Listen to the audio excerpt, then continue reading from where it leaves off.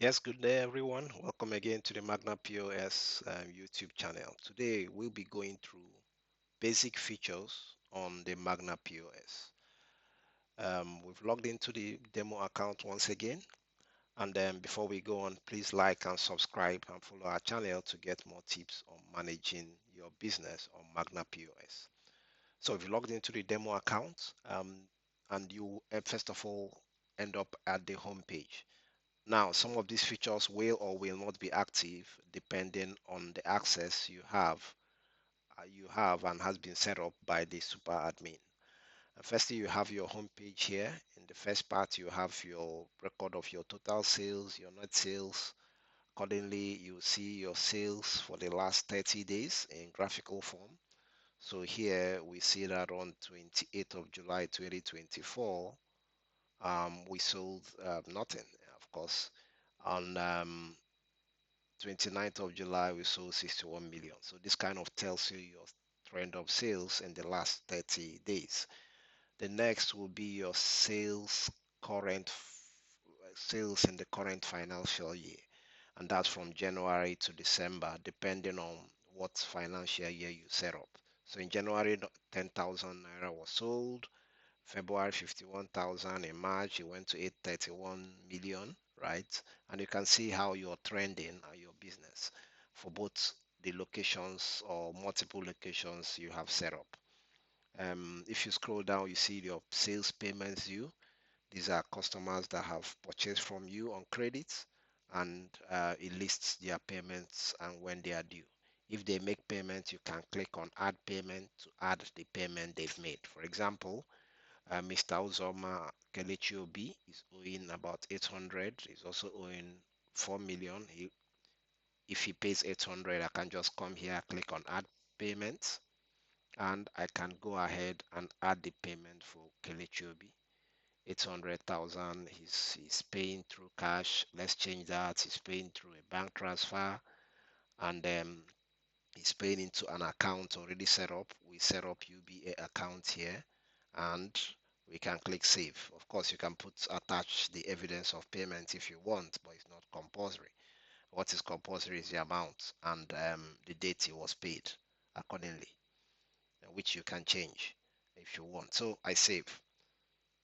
So I've saved the payment that Kelechi will be made for 800,000. Of course, my screen will refresh to update on the payments he has made or she has made, and you see down here that Kelechi Obi is now owing 4 million as against the 800,000 plus 4 million. Great. Next to that is your purchase payment. These are clients or suppliers that you have purchased from, and their payments are due accordingly, right? Then you have under that your product stock alert.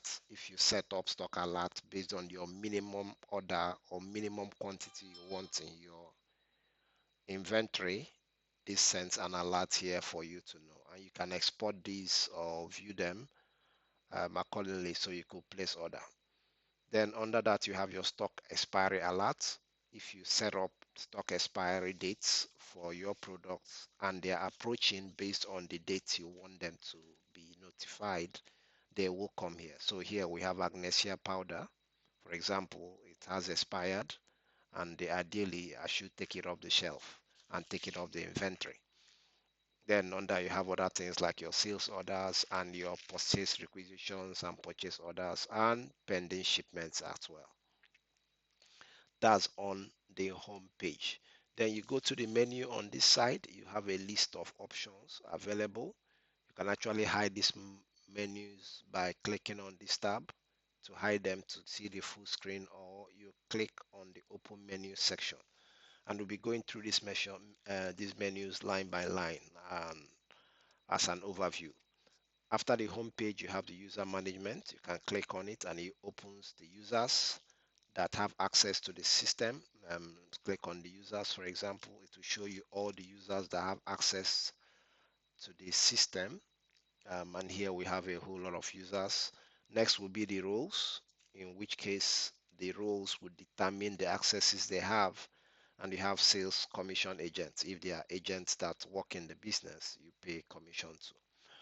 Under that, you have your contacts. Your contacts, if you click on that, you see the suppliers who are people that bring products into your business or bring inventory or services into your business. You have your customers who you sell onto, and you can have customer groups or you import customers. In each of these, you can click on them and add suppliers or edit suppliers depending on the accesses you have. So I've clicked on suppliers here. These are all the suppliers we have. You can click on add suppliers accordingly. Next is the products. Here you have the list of products. You can add your products. You can update your prices accordingly, and you can import opening stock as well. Under that, you have your purchases. Here is where you add purchases coming into the business. You can have your purchase requisition, your list of purchases, or you want to add purchases. So let's click on add purchases just to show.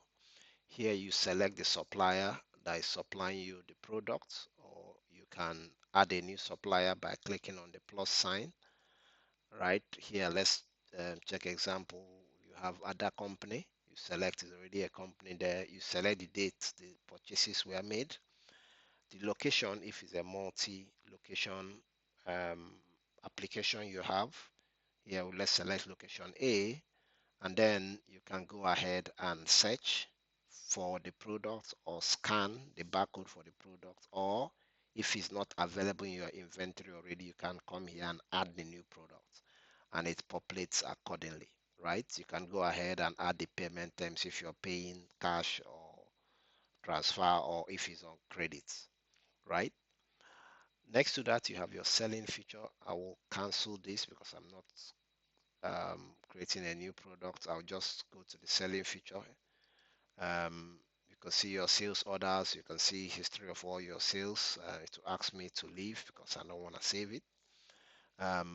Looking at all your sales records, you can see all the sales records you've made accordingly per time. You could apply your filter here to see your sales according to location, according to customer, according to payment status. You can choose the range you want. Today's sales. Let's click on today's sales. For example, you see only the sales made today. You can also filter by payment type on the shipping status or by user who sold what, right? That's what you see. Then you have other options. You can add sales here. You can open your POS screen here. You can also view your quotations accordingly.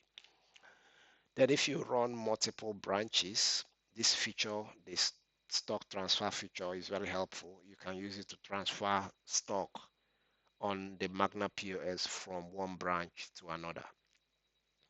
The next is the expense tab, where you can put in the expenses you incur in your business. This will help you track them, and this can help your P&L review and your balance sheet accordingly.